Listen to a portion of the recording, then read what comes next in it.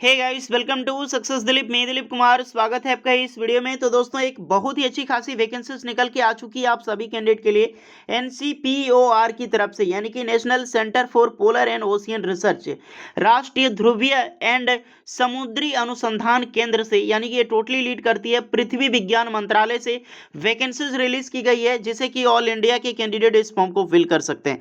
एक बहुत अच्छी खुशखबरी है, बहुत बड़ी भर्ती होती है। देखिए गाइस, इसमें सैलरी बहुत ही अच्छी खासी मिलती है। एक्चुअली जो ये वैकेंसी जो होती है प्रोजेक्ट बेस पे होती है, बट इसमें जो सैलरी होती है बहुत ही अच्छी खासी मिलती है। 50,000 से भी ज़्यादा सैलरी आपको एक मंथ में यहाँ पर देती है। तो एक बिगेस्ट अपॉर्चुनिटी है आप सभी कैंडिडेट के लिए। चलिए डिटेल नोटिफिकेशन वाइज यहाँ पे चर्चा करने वाली कि कौन कौन से लोग एलिजिबल हैं अप्लाई करने के लिए, और eligibility condition, selection process, application process आपका क्या होने वाला है। तो ये वैकेंसीज की नोटिफिकेशन है राष्ट्रीय ध्रुवीय एवं समुद्री अनुसंधान केंद्र से। इसका हेडक्वार्टर है गोवा में। आप सभी कैंडिडेट के लिए मिनिस्ट्री ऑफ अर्थ साइंस से लीड करती है। ये वॉक इन इंटरव्यू के थ्रू आपका सिलेक्शन होगा, यानी कि इसमें कोई भी एग्जाम्स आपका नहीं होने वाला है। इंटरव्यूज के जरिए सिलेक्शन होगी, जो कि इंटरव्यू आपका 19, 20, 21 एंड 22 जुलाई 2022 को कंडक्ट कराई जाएगी। यानी कि 4 दिन आपकी इंटरव्यू ये चलने वाली है। और ये लोधी रोड नई दिल्ली में आपकी यहाँ पर जो होने वाली है वेन्यू, यानी डेट कहाँ पे आपको जाना है आप देख सकते हैं। पृथ्वी भवन है, ministry of earth and science की, लोधी रोड, न्यू दिल्ली में। अब देखिए यहाँ पे नोटिफिकेशन यहाँ पे पढ़िएगा, राष्ट्रीय ध्रुवीय एवं समुद्री अनुसंधान केंद्र, पृथ्वी विज्ञान मंत्रालय, भारत सरकार है। यहाँ पर क्या है कि ये मेन पावर की कमी है, जिसके विवरण के अनुसार 2022-24 अवधि, यानी 2022 से लेकर 2024 अवधि तक के लिए अंटार्कटिका में अपने अनुसंधान स्टेशनों हेतु अनुबंध, यानी कि सीधा मान लो अनुबंध के आकार पर एक कॉन्ट्रैक्ट बेस पे जॉब्स यहाँ पर भर्ती की निकालने की जरूरत है, जिसके लिए नोटिफिकेशन जो है वो जारी की गई है। अब बोलोगे सर हमारा क्या होगा, अंटार्कटिका में प्रशिक्षण होगा? ऐसी बात नहीं है। क्या होने वाला है, क्या सब कुछ होगा, चलिए मैं डिस्कस करता हूँ। इससे पहले यहाँ पर ट्रेड डिस्कस कर लेते हैं, कौन कौन सी ब्रांच के लिए वैकेंसीज है। सबसे पहले वैकेंसी है व्हीकल मैकेनिक की। व्हीकल मैकेनिक में 3 पोस्ट पर वैकेंसीज है। यहाँ पर क्या करनी है, यहाँ पर दिखा गया है कि मुख्य रूप से बर्फ में चलने वाली जो भारी मोटर वाहन होते हैं, या फिर ट्रक, डोजर, क्रेन आदि का संचालन होता है रख रखाव और मरम्मत के लिए, तो उसमें आपको काम में लिया जाता है।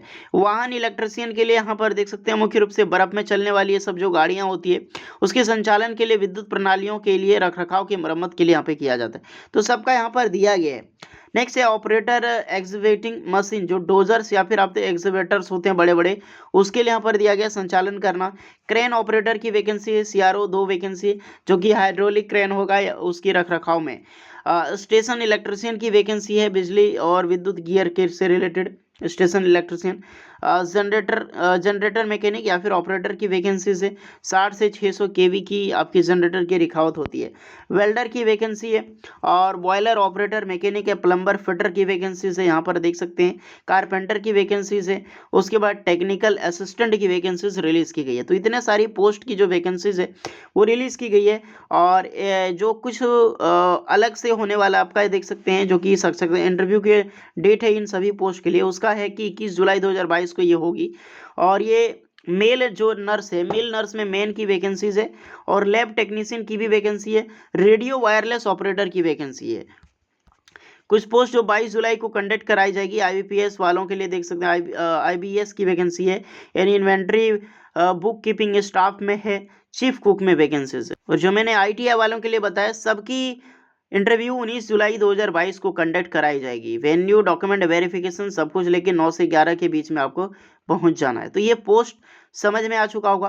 क्वालिफिकेशन सब हम बात करते हैं, तो क्रमांक संख्या 1 से लेकर 1 से 3 और 5 से 9, यानी कि 1 से 3 और 5 से 9। भैया तो 1 से 3 क्या है, आप देख सकते हैं कि 1 से 3 हो गया ये ऑपरेटर एग्जीक्यूटिव तक, और 5 से लेकर 9 तक इसमें अप्लाई करने के लिए आपके पास जो क्वालिफिकेशन, यहाँ पोस्ट भी मेंशन है कौन कौन सी, देखें वीएमबी कोड देख लीजिएगा। इसमें अप्लाई करने के लिए आप सभी कैंडिडेट के लिए 4 साल के प्रासंगिक अनुभव के साथ जो है क्या मांगा गया है, व्यापार, आईटीआई, प्रमाणन, ये सब चीज़ में दिया गया है। यानी कि ITI सर्टिफिकेशन होनी चाहिए मिनिमम 1 ईयर कोर्सेज।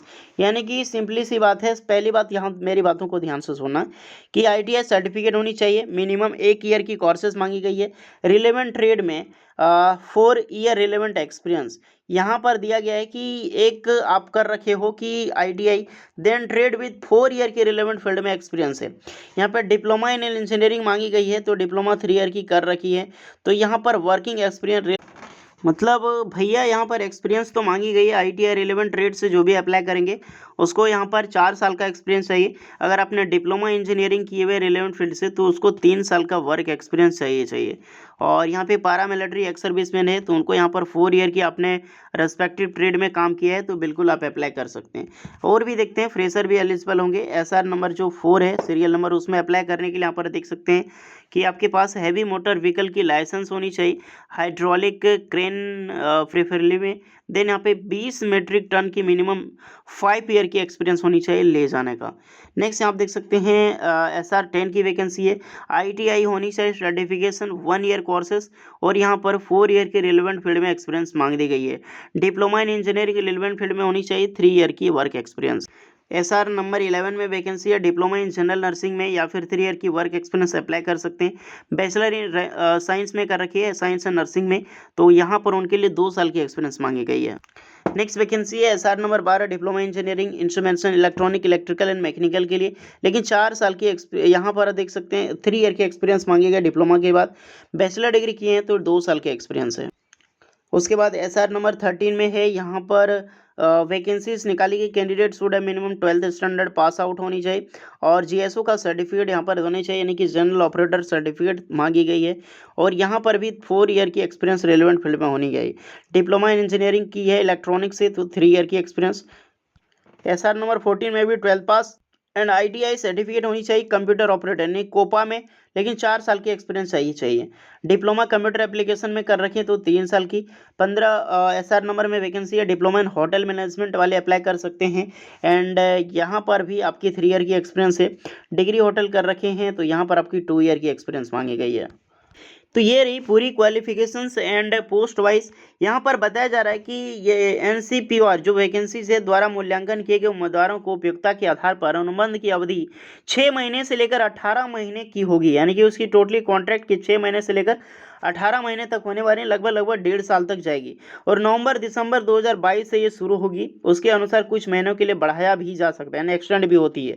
इसमें जो भी कैंडिडेट अप्लाई करेंगे अंटार्कटिका में अनुबंध पर अंटार्कटिका जा रहे हैं, उनके लिए अनुबंध की पूरी अवधि के लिए प्रति माह वेतन 51,657 रुपये आपको मिलेगी NCPO के आधार पर। देन यहाँ पर पहले ही अंटार्कटिका जाने वाले के लिए अनुबंध की पूरी अवधि के लिए प्रति माह का वेतन 68,876 रुपये स्थिर होगा। तो इतनी सैलरी आपको मिलती है, लेकिन ये चीज़ है कि रिस्की बहुत हो जाती है गाइस, ये सबसे बड़ी बात होती है। जॉब्स तो है यार बट रिस्की है, ये चीज़ें ध्यान रखना। मैं ऑल कैंडिडेट के लिए बोल रहा हूँ कि रिस्की होती है यहाँ पर। अदरवाइज यहाँ पर 1500 कई सारी मिलती है, जैसे कि मौसम हो गया, ठंडा लग रहा तो उसके लिए ड्रेस के लिए मिलता है। सर्दियों के समय 2000 रुपये प्रतिदिन कठिनाई भत्ता दी जाती है, यानी HDA पर डे 2000 भत्ता मिलती है। यही चीज़ है कि पैसे के लिए मरो, सीधी सी बात है ना। गवर्नमेंट यहाँ पर देख लो, हालांकि जो भी चीज़ है अच्छी है क्योंकि पैसे ऐसे मिलती है, बट बहुत ही हार्ड वर्किंग होता है, इतना ध्यान रखना। ये हम लोग तो नॉर्थ इंडियन है, वहाँ जाके अंटार्कटिका में क्या करेंगे बताओ। तो बर्फ़ देख के ही हमारे हाथ पाँव जो सिकुड़ जाती है, तो वहाँ जाके वर्क करना एक बहुत बड़ी होती है गाइस। आप देख लो क्या होता है क्या सही है। आगामी कैलेंडर वर्क 1 दिसंबर से 28-29 फरवरी तक होगी। तो ये चीज़ें ध्यान रखना, सब चीज़ यहाँ पर मेंशन है। जो भी कैंडिडेट एलिजिबल हैं, अगर आपको लगता है कि मैं अप्लाई कर सकता हूँ, अप्लाई करने के लिए आप एलिजिबल हैं तो अप्लाई करें। मैं सारी डिस्क्रिप्शन में लिंक दे दूंगा। सिंपली आपको क्या करना है, सभी उम्मीदवारों को अपने ट्रेड के अनुसार फॉर्म में उल्लेखित तिथियों के अनुसार यहाँ पर 9 बजे से लेकर 11 बजे के बीच में आपको पहुंचना होगा। सारे डॉक्यूमेंट्स ऑन आपकी जो भी CV वगैरह है, मिनिस्ट्री ऑफ अर्थ साइंस, पृथ्वी भवन, IMD कैंपस ऑपरेशन आप देख सकते हैं। OPP इंडियास हैबिट सेंटर है, लोधी रोड, न्यू दिल्ली, ये पिन कोड दी गई है। इस जगह पे आपको पहुंचना होगा, सब कुछ लेके ब्रांच ट्रेड बिटवीन समझे। अपने अपने ट्रेड अपने अपने ब्रांच वाइज पहुंचे। नोटिफिकेशन का लिंक डिस्क्रिप्शन में मौजूद है। जो भी कैंडिडेट एलिजिबल हैं आप जा सकते हैं, अप्लाई कर सकते हैं।